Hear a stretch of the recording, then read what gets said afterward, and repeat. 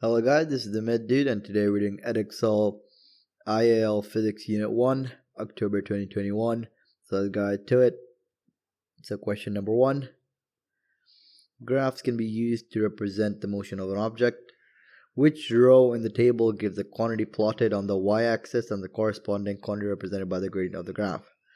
So we have the quantity plotted on the y-axis displacement. So if we have displacement over here, which is S, and the gradient, let's say we draw a line here. To find the gradient of this would be what? To be the change in S over the change in time. This should give us velocity as its gradient. So do we get that? No, we don't. So A is out of the equation. Let's check B. So if we were to plot V, and then the gradient will be change in velocity over the change in time. That will be acceleration. So let's see. So quantity plot on the y-axis, gradient on the graph is acceleration. So the answer here is B. All right. Let's see. Let's go to question number 2. A massive star exerts a gravitational force F star on a small distant planet. The planet exerts a gravitational force F planet on the star. Which row of the table is correct? Okay, so we know first of all that the star is exerting the force on the distant planet, right? And by default, the planet itself is also reacting, isn't it? It's reacting. And we know by Newton's third law that this reacting force must be what? It must be equal. That's the first point. And it must be in the opposite direction. Opposite direction. So in this case, that would be that F planet is equal to F star. The magnitude are both the same. So let's look at that. So we want when it's F planet is equal to F star. So A and B are out, right? So we got F planet and F star equal to each other, and we want the direction when it's opposite. So that's A and D. You can see the 2 ticks are at D, so the answer is D. Let's move on to question number 3. So we have 2 different springs, S1 and S2 are suspended from a fixed support. Masses are attached to the bottom of S1 here, and S2 as shown. So 2m and m correspondingly. The extension of S is x, and the extension of S2 is x over 3. The elastic strain energy in the spring is E. Which of the following is the elastic strain energy in spring S2? So to answer this, first we need to know what the formula is for elastic strain energy, which is, if I remember, it is E, so EL is equal to half F delta X. And the force in this case, right, the force in that equation is equivalent to the weight of the masses. And how do we calculate weight? That's mg, isn't it? So let's calculate E for each of these. So for S1, so the weight for S1 would be, so m is just m, right? So mg, that's the weight, right? So the elastic energy of that would be, half times mg times x. So that would be mgx over 2. Now this is our E. Now let's look at S2. So S2, we have our weight is what? So we have 2m over here, so that would be 2mg. So our EL would be, for this, will be, so we have half times the force, which is 2mg, times, now what about the extension? The extension here is x over 3. So x over 3. So you can see over here that the 2 cancel each other, right? So you're left with mgx over 3. So that's S2. So we have S1 and we have S2 correspondingly. mgx over 2, and we have our mgx over 3. Now this is our E. How do we go from here to here, right? So what are we multiplying by to get S2? Now that's actually pretty simple. What we can do is we can do S2 divided by S1. In this case, that would be mgx over 2 divided by mgx over 3. Now when we're dividing by a fraction, that's the same thing as saying we're multiplying by its reciprocal. So that'll be mgx over 2 times 3 over, oh sorry, no, S2, sorry, not S2, sorry. How about that, S2, so this would be, S2 is actually mg3 over 3, so 3, and this is 2, my error. So this would be times 2 over mgx. Alright, you can see over here that this cancels and this cancels, so you're left with the multiplier of 2 over 3. So that means, in terms of E, right, in S2, the elastic strain energy is 2 over 3 times by E. See, so this multiplier over here is 2 over 3. So the answer here is C. That is the answer, 2E over 3. Alright, let's move on to question number 4. So we have a tennis ball is moving through the air. This is the tennis ball. The diagram showed the horizontal and vertical components of its velocity. So horizontal and vertical. Which of the following expression give the magnitude of the velocity in ms minus 1? So it's asking for velocity. Now if we were to project this horizontally, we will get this is equal to u cos 22.6. And if we do it vertically, that will be u sine 22.6. So the only way we can get u on its own is u either the vertical, so we try vertical, either we can get u 13.2. We're rearranging to get u, so cos 22.6, that's one way of getting it. Or we can get to the horizontal component, well, not horizontal actually, this is the vertical component, this is the horizontal component, because we have the cos, and this is the vertical component. So that will be, so we have 5.5 over sine 22.6. So let's see which one of these we can use. So A 13.2 over sine 22.6. Now that's not, we want cos here. And B we can ignore, this is not relevant. 5.5 over sine 22.6, and that's the same thing as this. So that means this is the one that will give us the magnitude, or essentially the size or the value of u, or the velocity that they want. So the answer here is C. Alright, let's move on to question number 5. Then it says, question number 5 says, a beam is supported by a pivot as shown in the diagrams. The center of the gravity of the beam is at G. The beam is acted on by a force F. Which diagram shows an arrangement where the beam could not be in equilibrium?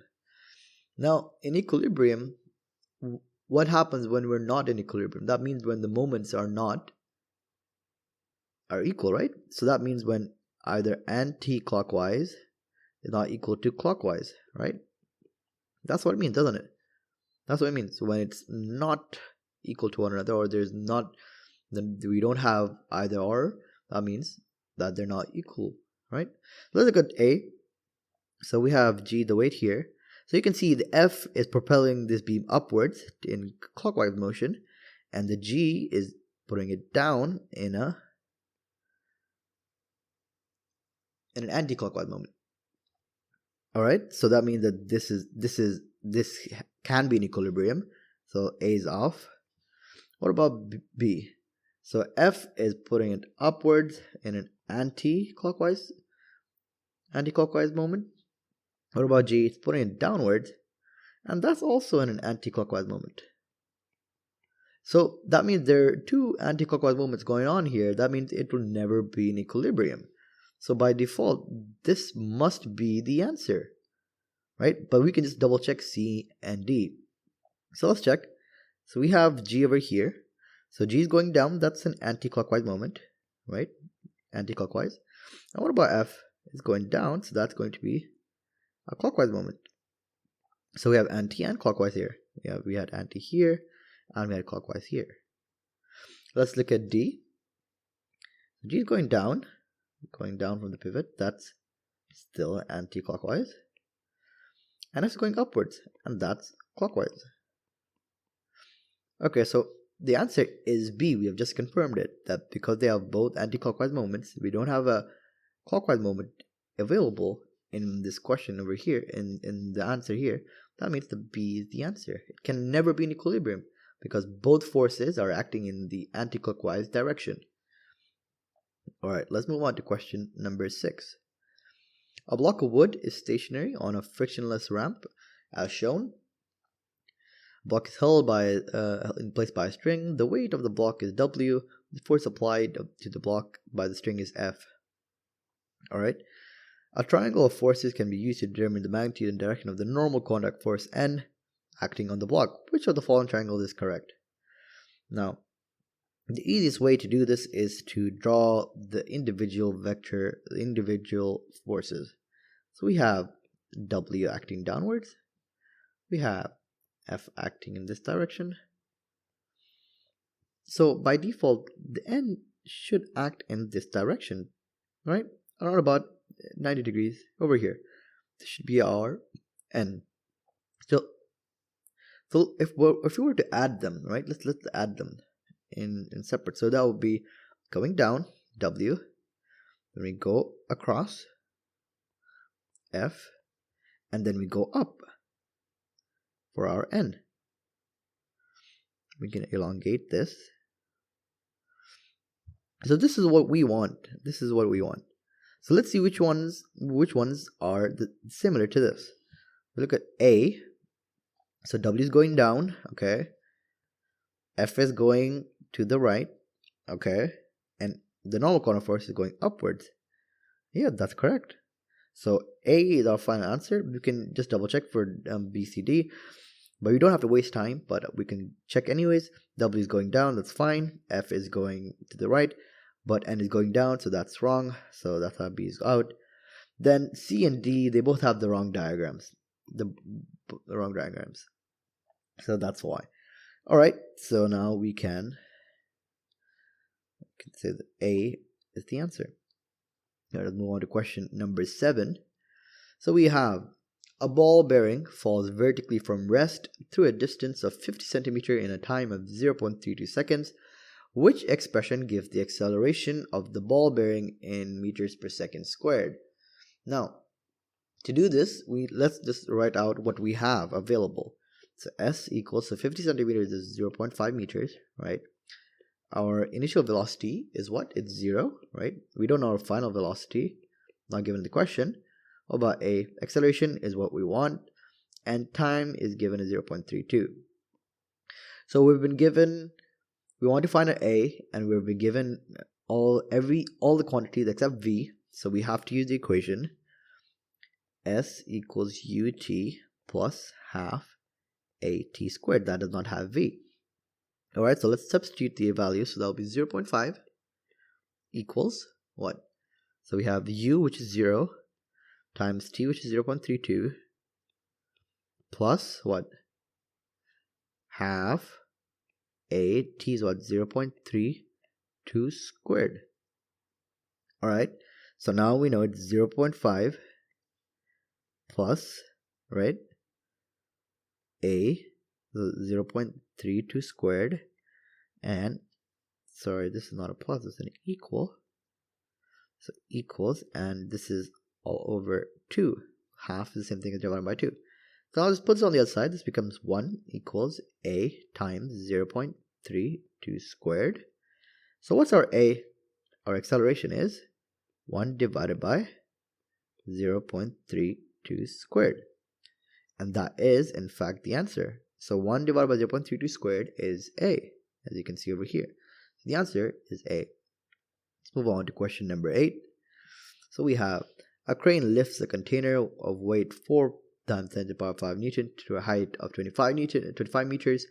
Which of the following give the gravitational potential energy gained by the container in joules? Alright, so we know that GPE is what? It's M times G times H. And we know that mg is our weight, right? This is our weight. So knowing that, all we have to do is do 4 times 10 to the power 5, that's our mg, times our height, 25. That's it. So we don't need to times by 9.81 or something, because this is already the weight that we need, the mg that we need in the equation, GPE. So our final answer should be 4 times 10 to the power 5 times 25. And which one is that? That is, in fact, B. 4 times 10 to the power 5 times 25. Move on to question number 9. So a student measured the terminal velocity of different objects as they fell through the liquid. The student used the measurements and Stokes' law to calculate the viscosity of the liquid. For which of the following conditions does Stokes' law apply? Alright, so what are the conditions that you can remember? The conditions, I'll remind you, the conditions are that it must be a spherical object, and motion cannot be turbulent. So motion cannot be turbulent. Essentially laminar flow. So those are the two conditions. Let's look at what we have here. So we have our spherical objects, so that's fine. Spherical objects, okay. Laminar flow, viscosity is irrelevant. We have our laminar flow, and viscosity is irrelevant again. Cylindrical objects also, this is not what we want. We want spherical objects. So cylindrical objects are gone. So we're left with A, which meet our requirements. So A is the answer. What to question number 10. So the diagram shows a mass m accelerating upward with an acceleration a. The diagram represents the forces acting on the rocket. So we have the upthrust here. Diagram not scale, so mg and g. Alright. There's also a missing force here, which a lot of people miss. It is another force going downwards, which is ma, which is what? This is the force of... So how did the rocket go up? It's expelling gas from its chute, so it can go higher and higher. Gas from burning its fuel. So this is the force that's equivalent to ma over here. So now you can see the direction. So we know that T equals ma plus mg plus d. So we know that. So now the question says, which of the following equation gives the value of d? So having said that, let's just rearrange to find d. So when we rearrange it, there'll be T minus ma minus mg equals d. And you can see over here they have factorized m out. So what we can do is we can also factorize them. So T minus m. If we take a minus, so that'll be a, and minus divided by minus, so we have plus g equals d. Okay, so it's T minus m, a plus g, or g plus a. Let's see which one that is. That is not this one. It's T plus m, g minus a. This is not this one. It is not g minus a. No, it is g plus a. So our final answer is D. T minus m over g plus a. Alright, so let's move on to question number 11. So we have a toy car is released from rest and rolls down a slope as shown. So here we go, the car rolling down the slope. The mass of the car is 0.16, speed of the car at the bottom is 2.6 meters per second. Calculate the increase in kinetic energy as it accelerates down the slope. That's pretty straightforward. So we have EK, which is our half mv squared. So that is a half times our mass, which is 0.16 0.16 times the velocity squared, so 2.6 squared. So when you put this in the calculator, you'll get half times 0.16 times 2.6 squared is 0.5408 joules, which we can just round to 0.54 joules. As you can see over here, this is 2 sig fig, so why not just round to 2 sig fig to keep it consistent. Alright, let's move on to part B. Then it says, as the car accelerates down the slope, the work done against the frictional forces is 0.26 J. Calculate the vertical displacement of the car.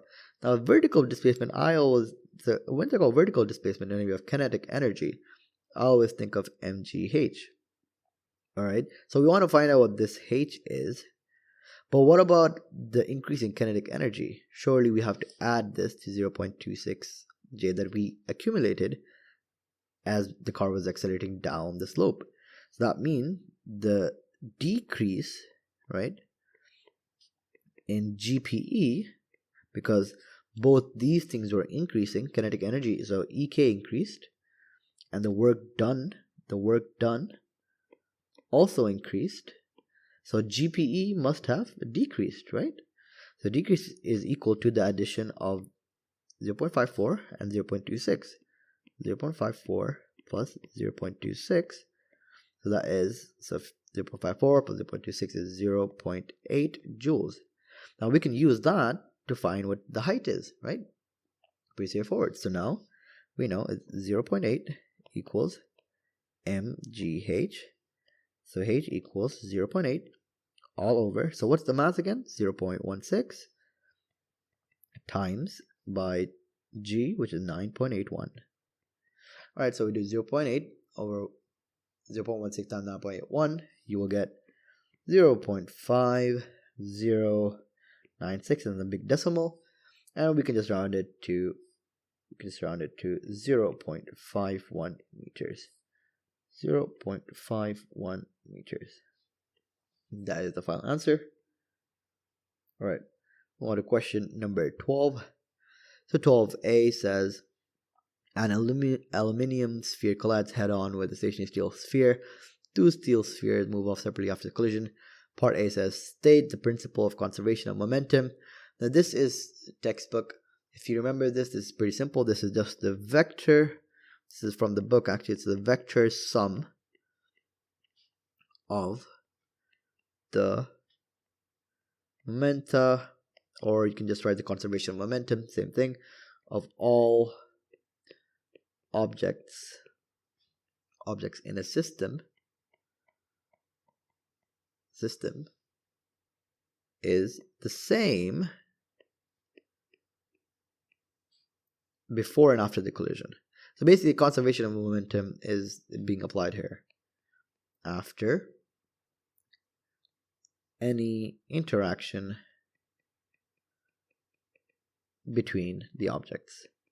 And the key detail here is after this, between the objects, that you have to state in a closed system. That is very important. So the 2 marks you'll get is 1 for closed system and 1 for the definition itself. Alright, which is part of the definition, the principle. Alright, let's move on. So we have the aluminium sphere has initial velocity of 10. Immediately after the collision, the steel sphere is 5. Calculate the V sphere immediately after the collision. Okay, so we want, well, what do we want? We know that it initially started with a stationary steel sphere. So this is 0 meters per second.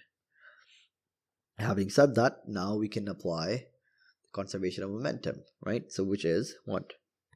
If you remember, that's m1 u1 plus m2 u2 equals m1 v1 plus m2 v2. All right, now we just need to substitute everything in. So the first mass is 2.7 times 10, and the second mass, you can see over here this is 0.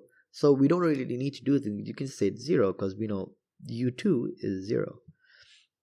m1, which is 2.7, and V, which is just V, plus, what's M2? 7.9 times 5.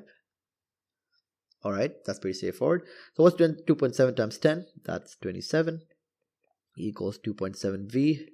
So 7.9 times 5, that is 39.5. Alright, so now we can just go back. So 27, take away 39.5, that'll be negative 12.5 equals 2.7 V. So V would be minus 12.5 all over 2.7. So our velocity would be minus 4.6 meters per second. So that is the working out actually. So if I was to maybe drag this around here, shrink it maybe, that is the working out you need for this question. Over here, so it's 2.7, so we just, so the final answer will be minus 4.6 meters per second. And the minus is very crucial here because it's going in the opposite direction, and that's why you can lose a mark if you don't put this negative sign. So 1 mark for stating the conservation of momentum, and then we have the negative sign and the working out. Alright, let's move on. So 13, a sledge accelerates due to gravity from rest down a frictionless slope. Air resistance can be ignored. The slope is at an angle of 6.9 to the horizontal as shown. Okay, so this is the diagram. Complete a free body force diagram down for the sledge.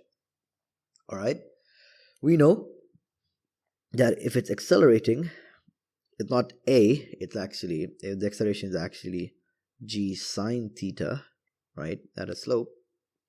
Alright, so we know that. We know that it has a weight, yes, and that weight we also have the normal reaction force. So having said that, we can just draw these. So we have the weight, let's call this the weight, and then around about, let's say 90 degrees, so around about here, okay, about here, that is our normal reaction force. So normal reaction. Alright, so that's fine. Then it says the slope has a total length of 60 meters. So the tell you is S equals 60 meters. That's crucial information, but maybe it's not that relevant right now. So why don't we just put this here? We'll just write here it's S60 on top of it. Show that the initial acceleration is about 1 meters per second. So like we said over here, A is G sine theta in the slope. So A equals G sine theta. So that will be G times sine. Now what is the sine? 6.9. So 6.9. So that will be 9.81 times sine 6.9. Put this in the calculator, you will get 1.18 meters per second squared. So the initial acceleration is very important. You write this last step, which is you round it to one more significant figure, so one more SF than this, than what they want to show you. So 1.18 will round to 1.2 meters per second squared. So that is our final answer. So 1 mark for writing AG sine theta, working it out, and 1 mark for the end. Alright, then they ask us determine the speed of the sledge at the end of the slope. So now let's look at what we have. Suvat, right? What do we have? So we know S is 60, like we said before. Do we know anything about U? No, we don't know what the initial velocity was. Do you know about V? We want to find out, right? The end, that's the same thing as saying final velocity, right? So this is what we want to find out. What is A? We know A is what? Same thing as saying, I'm just going to write G sine 6.9, just to be very precise. And T is what? T we don't have. So we have S, we have V, and A. So we have to use the equation V squared equals U squared plus 2AS. We know what V squared is? No, we don't. So what is U squared? we don't know, which is 0, right? We don't know. So we're just going to leave it. And then we have what? 2gs, right? So we have our 2gs. All right. So we have v equals square root of 2 times g times s. So 2 times, not g is the acceleration actually. So I'll just rewrite. So 2 times g sine 6.9 times our s, which is 60. So that will be 2 times 9.81 sine of 6.9 times 60. So the velocity is the end 11.9. Accelerates due to gravity. So yeah, all right, that's fine. So u is actually 0. Not, we don't know it's okay. 0. All right, so that's fine. 0 there. That's fine. You have 11.9 meters per second. So final answer, we can round it to 12 meters per second. All right, so that is the final answer. 1 mark for getting v squared equals u squared plus 2as, and then the working out, and then obviously the answer. So now it says determine the time taken for the sledge to travel to the end of the slope. So we know s again, s suvat. We know that s is 60. U I don't think we can use because we still don't know what it is, right? We still can't use it. V we know is 12. A we know is 9.81 or 1.1, 9.1 sine 6.9. I mean, we want to know what t is, right? So let's just use what should we use? So use, and say we don't have, right? Or say use 0. Let's say use 0. Because initially it starts from accelerated due to gravity, so it's frictionless, so we can ignore it. So u 0. All right, so we have s equals ut plus half at squared, right? Because we want what t is, right? So that's 0. So 60 equals half times, so that'll be 9.81 sine 6.9 times t squared. So that'll be 120 to go to the other side times by, divided by 9.81 sine 6.9 equals t squared. The time taken is, so we just square root of this. So square root 120 all over 9.81 sine 6.9. So when you put this in the calculator, you get square root of 120 over 9.81 sine 6.9 is 10.1 seconds. So we can round this to 10 seconds. So that's the final answer. On to question number 14. A student carried out an experiment to determine the Young modulus of a sample of stainless steel in the form of wire. The student added weights to the wire and measured the corresponding extensions. So the wire had an unstretched length of 2.6, so that x is 2.6. The diameter of the wire is 5.6 times 10 to the power minus 4.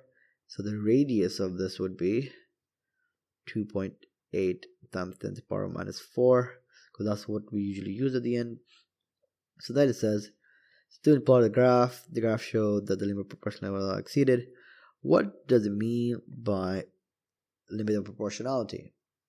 So there are many ways of answering this, but you can just say this is the point where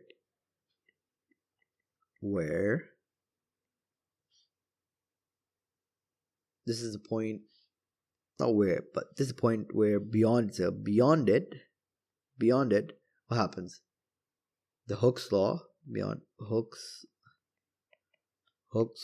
law is no longer true.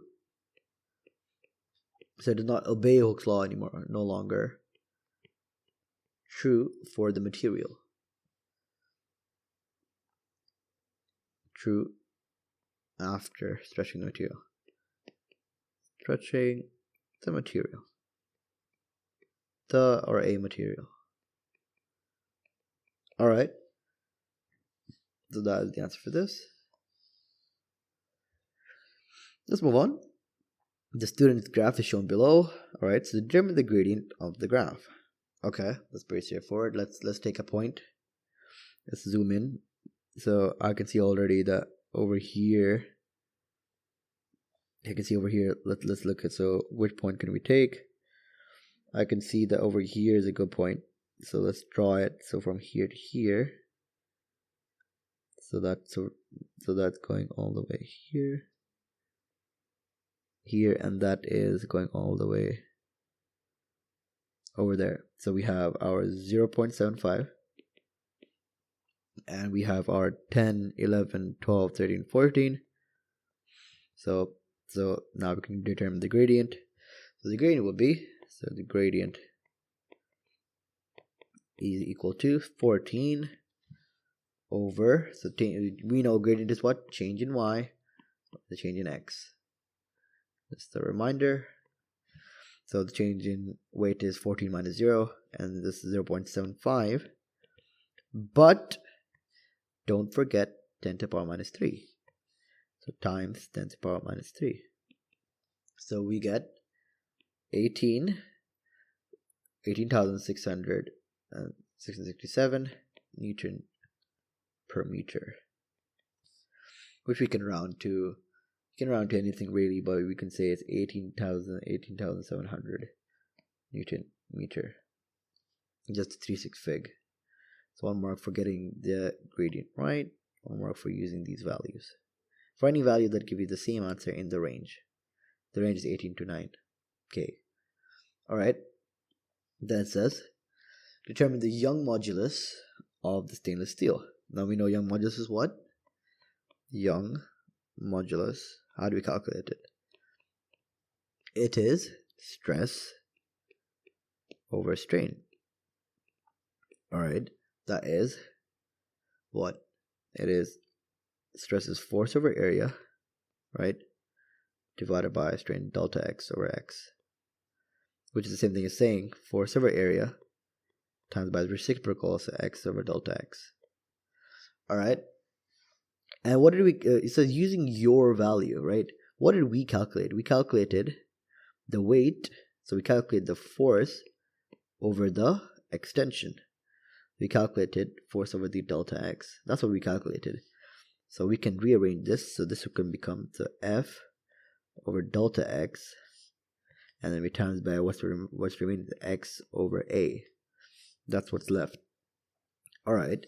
So let's do that. So that will equal to, so we know the initial value, right? We know the initial value already. That is our 18,700. So 18, so let's say 18,667. Yes, 18,667 times by, what's the original length? It's 2.6, right? 2.6. We know this. 2.6 what meters? Yes, 2.6. You can see over here.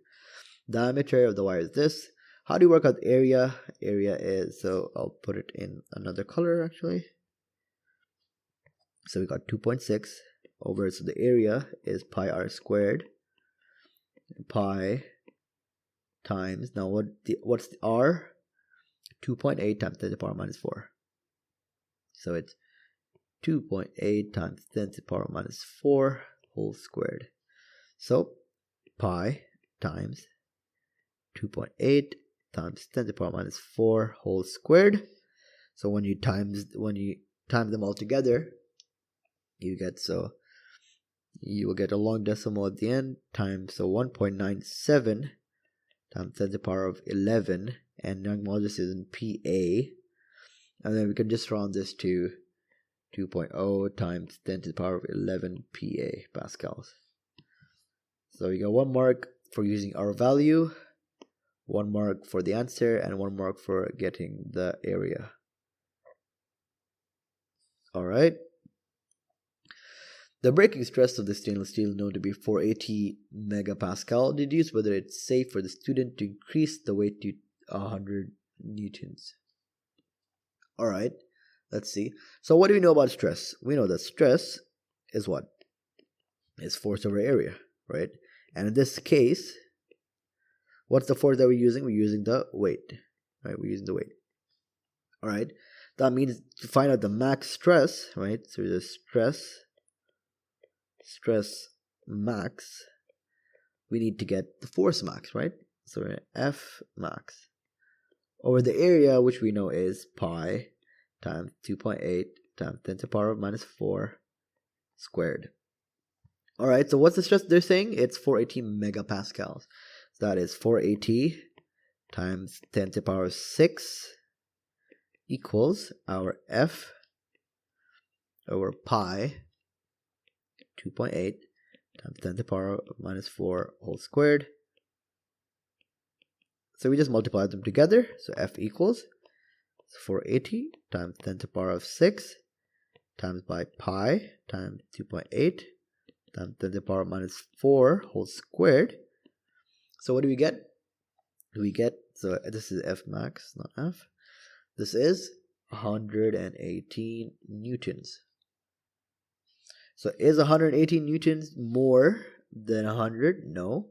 So that means our F max, which was 118, is greater than 100 newtons. So that means, is it safe? The question is what? The question is what? Whether is it safe? It is safe because the breaking point is 118. So it is safe. So yes, it is safe. So 1 mark for saying it's yes, 1 mark for saying 118, 1 mark for the working out. All right, let's move on to question number 15. So the photograph shows a toy car that contains a spring, pulling the car backwards along the floor compresses the spring, energy is stored in the compressed spring. The car is released and the spring returns to its original state. There is a forward force on the car from the floor and the car moves forward. Explain why the floor exerts a downward forward force. So explain why a floor exerts a forward force. And then how this force affects the motion of the car as the spring returns to original state. So those are 3 things that we can look at actually. So first let's see what's going on. So we have a spring, right? And when it's pulled back, right, now this becomes a compressed spring that has energy stored in it, right? So when you're pulling it back, what's happening to the car, right? There is friction on the tires, right? Friction, right? So what happens? So we can write it down as we're going on. So when the car is pulled back, what's happening? The car is pulled back, what's happening? There's a friction force. There is a friction force. So how is the friction being caused, right? What's causing it? It's from the wheels, right? From the wheels onto the floor. You can imagine this is the floor. Friction force acting where? On the floor. Because they want everything to do with the floor, right? On the floor. From where? From the wheels. Now since there's a force, look, there's a force acting from the wheels to the floor, right? There's a force acting. That means there will be an equal and opposite force of the floor acting on the wheels. Now what is that concept called? That concept is called the Newton's third law, right? So how do we write it in words? So what do we say? We say there is what? Since there is a friction force, there must be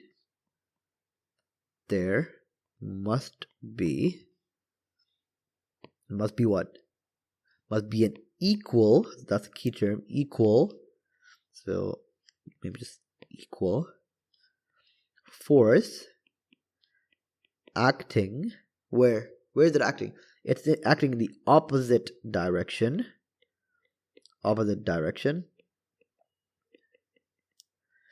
And in doing so, where is it acting? Which object is it acting on? Opposite direction. From where? Where is it acting from? From the floor to the wheels. From the floor to the wheels. That's what we need to say, right? What else? So obviously at the end you also have to say according to Newton's third law. Okay, so we said that. Now what can we talk about? So we talked about why the floor exerts a forward force, right? Because friction is pulling it back, there must be, due to Newton's third law, a forward force. Now what about the spring? Or what about the motion of the car? When we talk about motion, what can we talk about? We need to know the motion. We only get motion when there's what? A resultant force. Right? We only get a forward acceleration when there's a resultant force. So we can say, right, in this case we have a spring, and we know springs are what? They're proportional to its extension. Or in this case, it's compression, because it's elastic strain energy. Compression. So we can say the resultant force is proportional. It's already proportional, but you can also write this symbol here, proportionality symbol, proportional to the compression of the spring.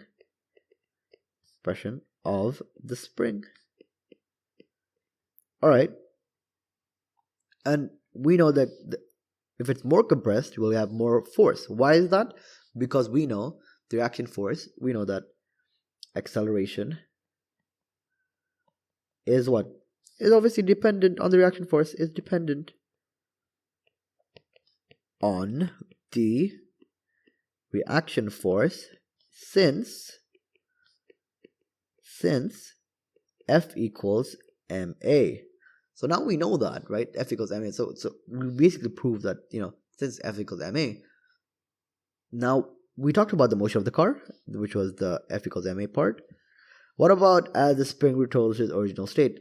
So if you know in a toy car, it when you pull it back, right, and you release it, it travels for a while and then it slows down, right? And why does it slow down? Because now the compressed spring is now become back to its original state. So that means we have to say what? We have to say as the spring returns to its original state, what happens to the acceleration? As spring to its original state, the acceleration goes down to zero. So what are the points we made here? So acceleration goes down to zero. Then we talked about the reaction force. Then we talked about the reaction force being proportional. Then we talked about when it's pulled back, there's a friction force acting on the wheel. That's one point there. And then at the end, we explain why there's a force acting, floor exerting a forward force, which was equal in opposite direction. Those are R of 1, 2, 3, 4, 5. And according to Newton's third law, that's our 6th point. Alright, so this is number 15. Let's move on to question number 16.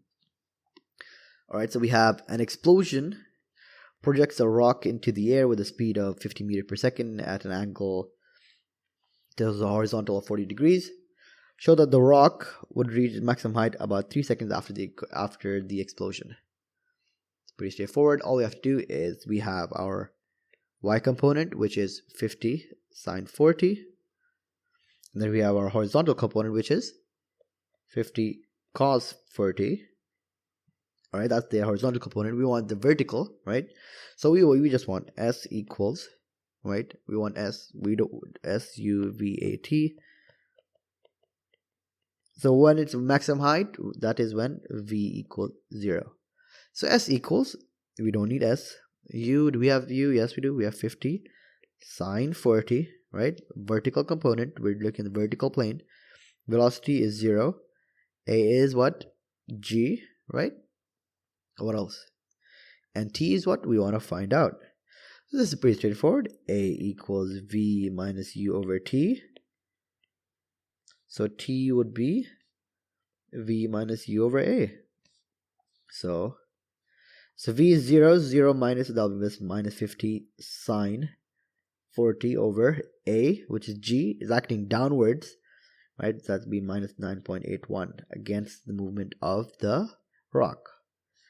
So 50 sine 40 over minus 9.81, you get 3.276 seconds. So T equals we just rounded 3.3 seconds. That's our final answer. All right, move on to part B. The rock moves in the direction of a hill.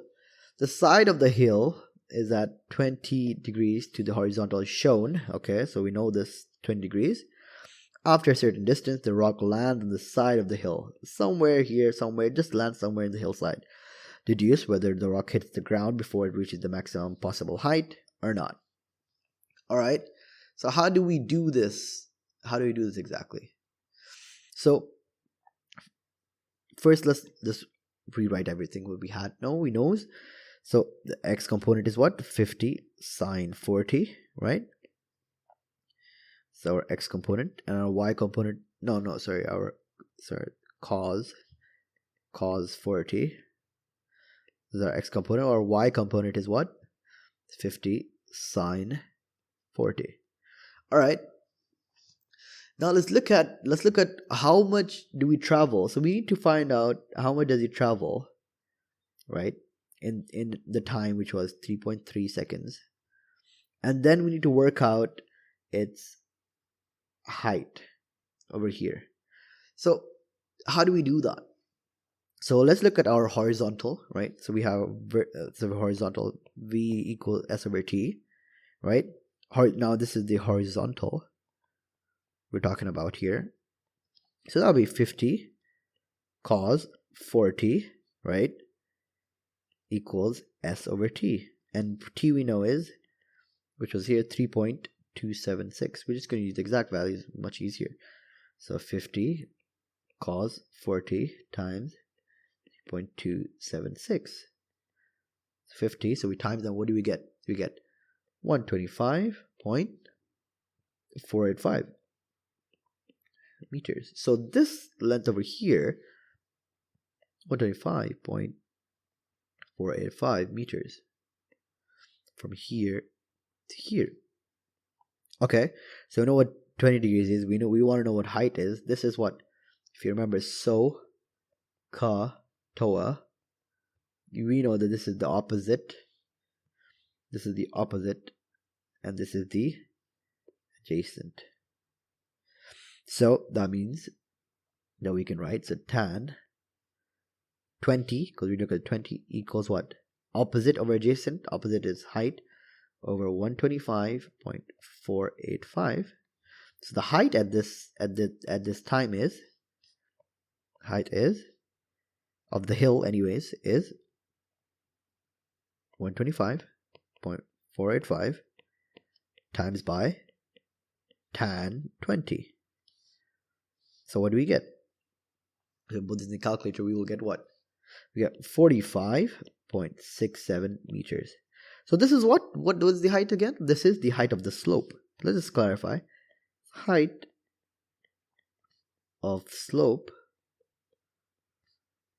at t equals 3.276, or max height.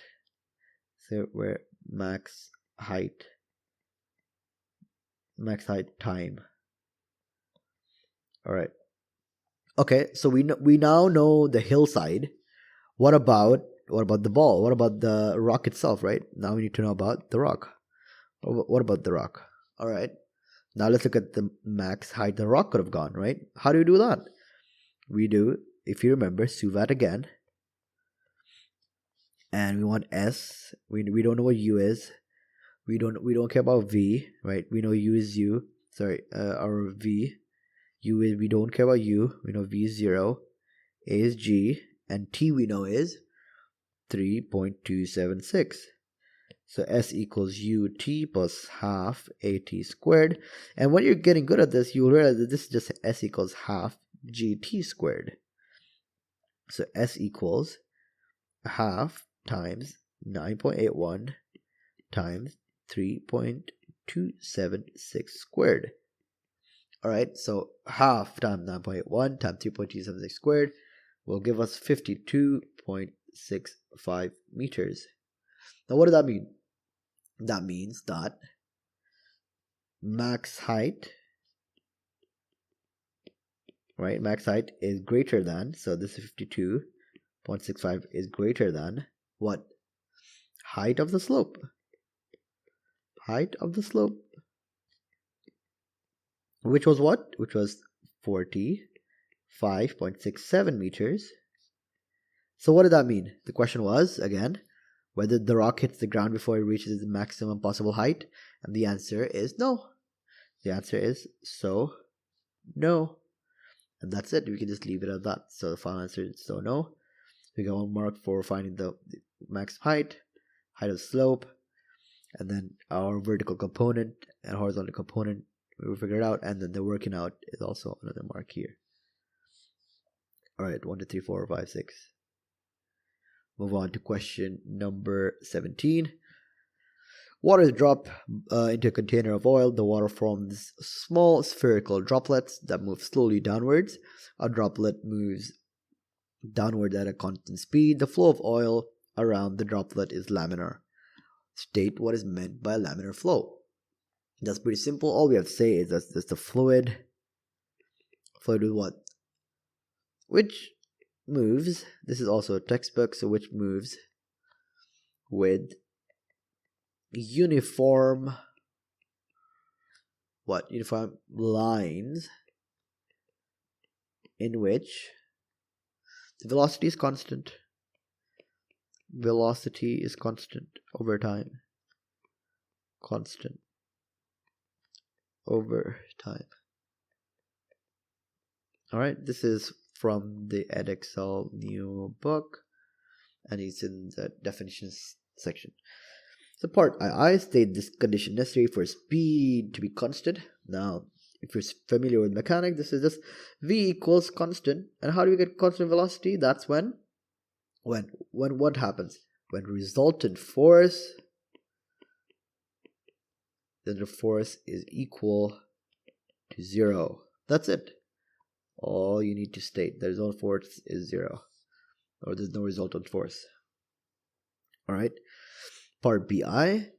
Spherical object has a volume of 3.35 times 10 to the power minus 8. Calculate the weight of the droplet. Density is 1 times 10 to the power 3. Alright. What do you know about weight when it comes to laminar flow and other things? What do you know? We know weight is what? mg, right?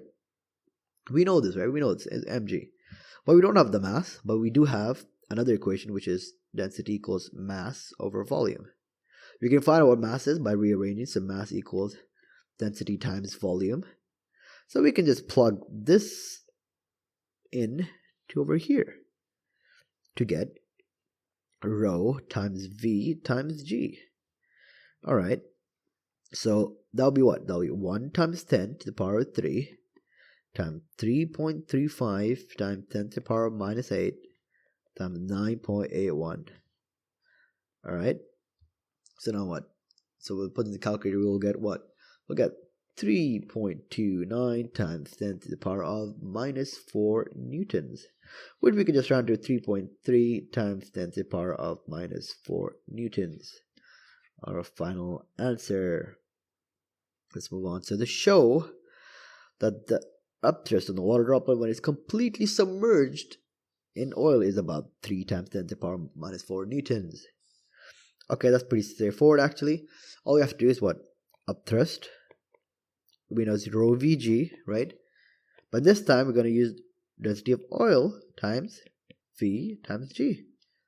Same thing. So instead of 0.94 times 10 to the power of 3 times 3.35 times 10 to the power of minus 8. You can see over here minus 8 volume times G, which is 9.81. And we get 3.09 times 10 to the power of minus 4 newtons, which we can just round to. So the upthrust is 3.1 times 10 to the power of minus 4 newtons. That is what we use. One more, remember, one more than, so always one more SF than required when you're showing something. Alright, so calculate the terminal velocity of this water droplet in the oil. Okay, so what's happening on this? What's happening? So we know that when we have the weight, right, we had the weight of the droplet, right? It's going downwards, but up, what's happening up? We have weight is usually up thrust plus drag, right? And our drag is usually what we use, F equals 6 pi r eta v, or napa v, the coefficient of viscosity. All right, we know what the weight is, right? So we can do this. So W minus U equals D. Okay, what was W? W was 3.3 times to the power of minus 4. What was U? 3.1 times to the power of minus 4. So we can do this. So W minus U is 3. So in this case, we can go more. We can go 3.29 times to the power of minus 4. Take away 3.09 times to the power of minus 4 to give us 2 times 10 to the power of minus 5. Alright, so we know what this is, right? So this is 2 times 10 to the power of minus 5 equals what? Equals what? So there are, if you remember, you see there's an R here, but we don't know what R is. But we can find out what R is using the formula of volume of a cube. It's 4 pi r 3 cubed is, you see over here is 3.35 times 10 to the power minus 8. So we have 3.35 times 10 to the power of minus 8. So let's do r cubed would be, to move the 3 there, so 3 times 3.35 times 10 to the power minus 8 all over 4 pi.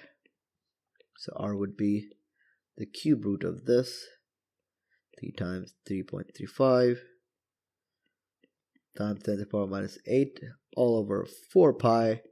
And you put this in the calculator, you will get 2 times 10 to the power minus 3. Let's make things simple. So we have 6 pi, then we times by 2 times 10 to the power minus 3, and 0.11 Pascal, and that is our V. So our V is 2 times 10 to the power minus 5, all divided by 6 pi, times 2 times 10 to the power minus 3, and 0.11. And put this in the calculator, you will get 4.82 times 10 to the power of minus 3 meters per second.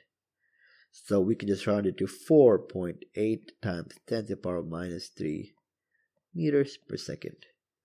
That's our final answer. And let's move on to question number 18. So diagram shows a system used to move a stone block up a ramp. A team of people use a rope to pull the block at constant speed. Alright. So they give us a couple of information, 4.35, the team of people, 6. Mass, they tell us the mass of this as well. So we just write 2.1 times 10 to the power of 3 kilograms. Speed, they tell us the speed of the block up the ramp and the total power of the team. We want total force. How can we find total force? We know the total power, don't we? And we know P equals FV, right? So F would be P over V. And we know it's 6.25 times 1,000, because it's kilo, all over. What's the V? 0.45, right? So 0.45.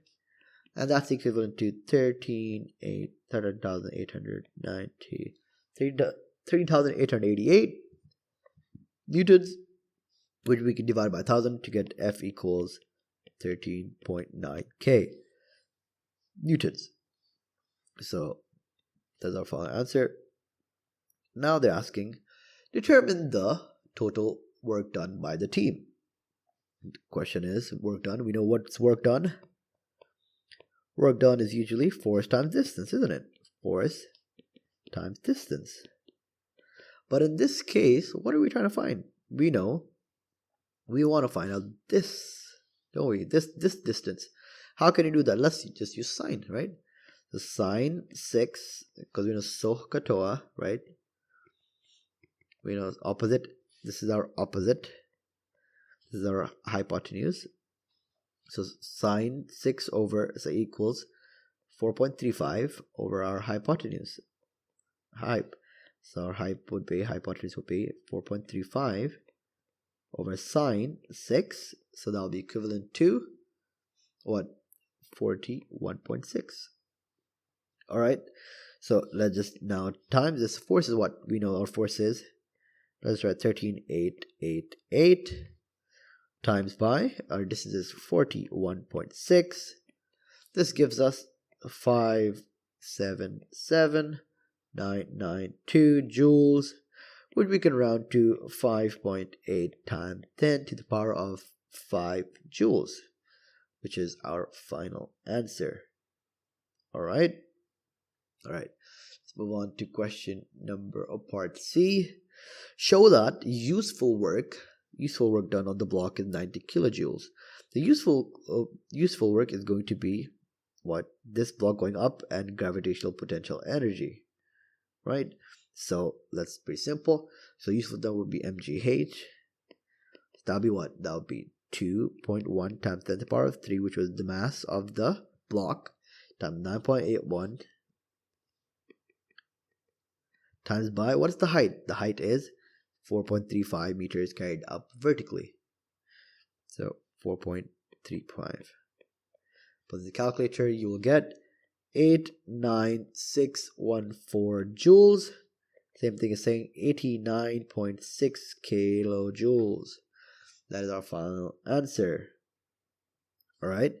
Determine the efficiency of the system. We know efficiency is what? Efficiency is what? It is usually useful over total times by 100. In this case, that would be, so the useful is what? We sold our 89.6 times 1000 all over 5.8 times 10 to the power 5 joules. 5.8 times 10 to the power 5 times by 100. Let's put in the calculator. So 89.6 times 1000 over 5.8 times 10 to the power 5 times 100. We get 15.6%, 0.1556, which we round to 15.6%, which is equivalent to 16%. We round it to get a whole number. Go to question number 19. A large parasol has been set up on a windy day. The center of gravity of the parasol is vertically above the center of the base. The bottom of the parasol starts to lift from the ground as shown. The weight of the parasol is 110 newtons. So we know the weight is 110 newtons. Cool. The force of the wind is 40 newtons in the horizontal direction. Alright, this direction. Explain why the parasol will topple. Your answer should include a calculation. So to understand this, we need to understand the concept of stability and how stability works in this situation. So because we have a base, right, we want the base, so if the base is swinging this way with the wind, we can say, so let's say the base is here, the line of gravity, or the line of center of gravity, the line of action, must still be intact with the base. So this is still stable. However, as soon as it's too far, right, this will topple. This parasol, this will topple. So this is what we need to explain in the question. So how can we explain this movement? Through moments. Okay, so the force of the wind is going in this direction. So that's our anti-clockwise motion, anti-clockwise moment. So force, so we can just write anti-clockwise moment, we can calculate, is what? Is force times distance, right? Moment, force times distance. Now what? The force is 14 newtons, right? 14 newtons in this direction. And from the pivot is here, so that's 1.18 times 1.8 That gives us 25.2 Newton meters. Alright, what about the clockwise motion? The clockwise movement is the weight, which is 110 newtons, and it's in this direction. So that will be half of this, so divide by 2. So that will be 0.22 meters in this direction. So that will be 110 newtons times 0.22 meters. This gives us 24.2 Newton meters. So what do we say? We can say that since 25.2 Newton meters is greater than 24.2 Newton meters, this means that the parasol will topple. This means, and now we explain this concept over here. Okay, so how do we explain this? So we said this means that the parasol will topple. And how do we know that? It will topple because as the wind, you need to remember the wind is blowing on this, the wind blows, the parasol, so as the wind blows, it goes from stable, right, to toppling. So it moves it away. So the line, this line is now moved, right? Is now away from the base. This is the base, right? Base.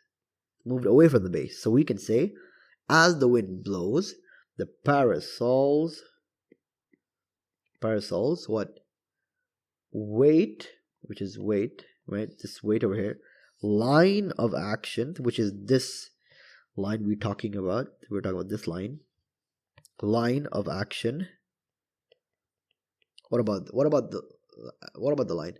Is outside, right? Blows outside the base, so it falls, so it topples. Base. Let me try to just base the base. All right, that's the answer. So we first find 25.2 Newton meters, 24.2 Newton meters. The anti-clockwise and clockwise moment. So the clockwise was this over here, so it stays on the floor. Obviously, we don't want it to go. Sorry, that's not clockwise. Clockwise, we want to stay on the floor. And this is anti-clockwise. You can see over here, this is going over in this direction, moving it away and toppling it. And we explained why, because there's a difference. And we explained through the concept of stability, or we could say outside the box, making it unstable,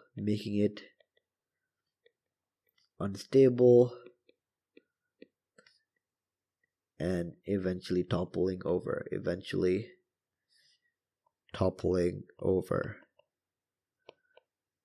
Okay, now we included the stability concept. All right, so that's that. So this is not outside base, unstable, eventually toppling over. Let's go to part B. To prevent the parasol from toppling, a rope is attached to the parasol at 1.5 meters. This is the rope. From the ground shown, the rope makes an angle of 44 degrees to the vertical. This is the 44 degrees. The horizontal force is now 25 newtons, determined by taking moments from the center of the base. The vertical force that the base exerts on the ground, we know that has 100 newtons already on the ground. So now we're talking about the tension. We're talking about this component over here. That's what we're talking about. How do we get to that point? All right, that's pretty simple actually. First, we look at this. This is let's t. This will be t sine 44, right? So first we need to find what t is, so we can find what t cos 44 is. So let's do that. So that will be 1.8 times 25, which is our anti-clockwise to clockwise moment, and then we times by 1.5 meters times by t sine 44. So 1.5 times t sine 44. Okay, so what's this side? This side is 45 equals 1.5 times t sine 44. So 45 divided by 1.5 sine 44 equals t. All right, so we know what this is. Okay, so t is what? T is what? 43.18 newtons. So put the calculator. Now we want the vertical component. Vertical component. To find the vertical force, right? Well, what T is, T cos 44 is now. So that is T cos 44. That is 43.18 times cos of 44. That is 31.07 newtons. Alright guys, so we know that. So the total vertical force, right? So total vertical force is 31.07 newtons plus the initial weight, which was, they told you, is 110 newtons acting on the floor. 110 newtons. So we get 141.07 newtons, which we can round to 141 newtons. Right, so that is our final answer.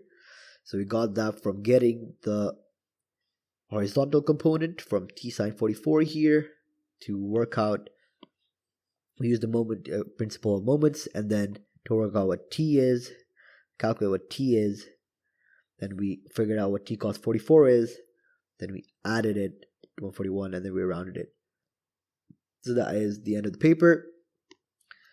Please be sure to share this video with others, like, subscribe, and share. Join the Discord, the link, and there will be a website in the description where you can go check out these papers with the password attached. So it'll be easier to find these papers. Alright, I'll see you next time.